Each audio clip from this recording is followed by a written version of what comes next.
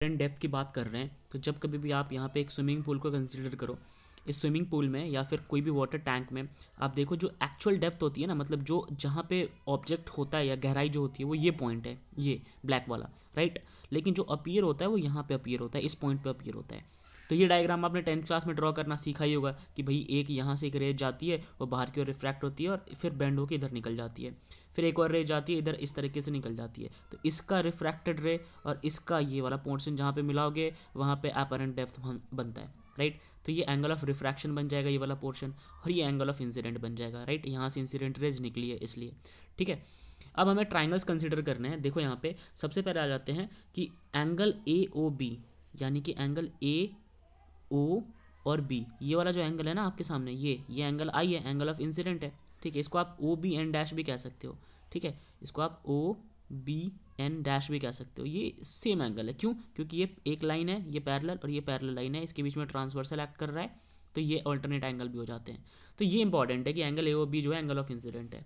Similarly angle A I B वो किसके बराबर है? एन बी सी के। तो ए आई ढूंढो, आई ये रहा ये वाला पोर्शन, और बी ये वाला पोर्शन, तो ये जो है ये एंगल ऑफ रिफ्रैक्शन है आर, ठीक है। ये एन बी सी के इक्वल भी है, एन बी और सी ये इसके भी इक्वल है। अगेन वही सेम केस आ जाता है, पैरेलल लाइन के बीच में ट्रांसवर्सल ड्रॉ हो गया। अब आप साइन आई निकालोगे एंगल ऑफ इंसिडेंट जो है, तो साइन आई जब आप निकालोगे तो साइन आई होता है परपेंडिकुलर अपॉन में हाइपोटेन्यूज। तो यार यहाँ पे ए बी जो है ना, ए बी ये आपके लिए एज ए परपेंडिकुलर एक्ट करेगा, क्योंकि यहाँ पे 90 डिग्री का एंगल ड्रॉ हो जाएगा यहाँ पे इस पॉइंट पे 90 डिग्री, ठीक है। मैं ड्रॉ करके दिखा देता हूँ आपको, ये यहाँ पे ना 90 डिग्री का एंगल बन जाएगा कुछ, ठीक है, ओके। तो इसको फिलहाल रब कर देता हूँ, वापस आते हैं कॉन्सेप्ट पे। तो हाँ जी, अब इसी तरीके से तो ये साइन आई जो है वो ए बी अपॉन में ओ बी बन गया। ओ बी आपको दिख रहा है ये वाला, ये ओ बी या हाइपोटेन्यूज बन गया, ठीक है। तो ये कुछ हमारे पास डिटेल्स थी। आगे बढ़ते हैं। अब आप नेक्स्ट यहाँ पे नोटिस करोगे, इसी स्लाइड में वापस यहाँ पे नोटिस करो कि सम वैल्यूज़ होती है हमारे पास, कुछ वैल्यूज़ होती है। फॉर एग्जांपल अगर मैं आई ए बी ट्रायंगल की बात करूँ, किसकी बात करूँ? ट्रायंगल आई ए बी की। तो मैं आता हूँ ट्रायंगल आई ए बी में, ठीक है। ट्रायंगल आई ए बी में अगर मेरे को साइन आर लिखना है, मुझे क्या लिखना है? साइन आर लिखना है। तो साइन आर होता है ए बी अपॉन में आई बी, राइट, ठीक है। अब ढूंढो यहाँ पे साइन आर ये रहा, ये है ए बी अपॉन में आई बी, राइट। ये हो गया ए बी अपॉन में, ये हो गया आई बी, ठीक है। ये निकल के आ गया। अब हमें पता है कि जो लाइट रे यहाँ से निकल के बाहर की ओर जा रही है, ठीक है, यहाँ से निकल के बाहर की ओर जा रही है, ठीक है। तो अगर मैं लिखना चाहूँ, मैं बाहर की नज़र से मैं इस पॉइंट ऑफ व्यू ऊपर से देखने की कोशिश करूँगा, तो जो मेरे पास रिफ्रैक्टिव इंडेक्स आएगा वो तो कुछ यूँ ही आएगा कि एयर टू वाटर, बट यहाँ पे साइन आई अपॉन में आर की जगह साइन आर अपॉन में आई हो जाएगा। वाई? बिकॉज ये अंदर से निकल के बाहर की ओर जा रहा है, ये अंदर से निकल के बाहर की ओर जा रहा है, ठीक है। तो अगर आप, ये आपके पास कॉन्सेप्ट आ गया। अब यहाँ पे आपको क्या करना है? साइन आई की जो वैल्यू है यहाँ पे पुट कर देनी है, ए बी अपॉन में ओ बी, और साइन आर की वैल्यू पुट कर देनी है, ठीक है। साइन आर की वैल्यू ऊपर पुट कर देनी है, साइन आई की वैल्यू नीचे पुट कर देनी है। तो मैं आपको आगे करा रहा हूँ ये चीज़, ठीक है। कंटिन्यू करते हैं इसी चीज़ को आगे, इसी चीज़ को। तो यहाँ पे हम कर रहे हैं साइन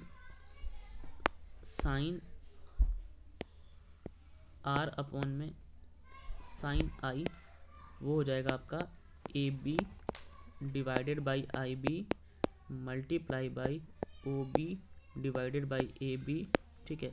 अब यहाँ से ए बी कट जाएगा, तो ये आ जाएगा O B divided by I B, right. अब यहाँ पे आप जो ये जो था ये रिफ्रैक्टिव इंडेक्स था, ये क्या बन रहा था आपका? Mu of a air to water बन रहा था। तो ये आपका बन जाएगा O B divided by I B, ठीक है। यहाँ तक क्लियर हो गया? अच्छा, O B divided by I B आपके पास आंसर आ गया। अब देखो जो आई बी है वो आई ए के भी इक्वल है, ठीक है। अच्छा कैसे, वो भी मैं आपको समझाता हूँ। क्योंकि बी और ए बहुत क्लोज है, बी एंड ए जो है वो वेरी क्लोज है, very close to each other. अब ये बी और ए क्या है, तो ये वापस आते हैं इसमें समझते हैं।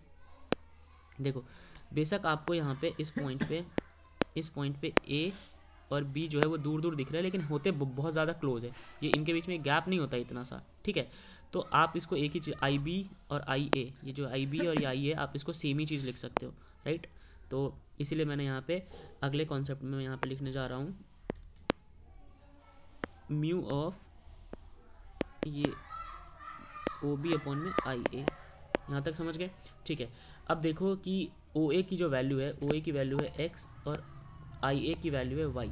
ठीक है, यहाँ पे देखो ये जो है ना, ये ओ ए पूरा ये एक्स माना है हमने, और आई ए जो है वो हमने वाई माना था। ठीक है, आई ए जो है ये वाला, ये हमने वाई माना था, ये वाई माना हुआ है और ये एक्स माना हुआ है। तो इस तरीके से हमारे पास ये निकल के आ जाता है। ठीक है, ये क्या क्या निकाला है हमने? एपरेंट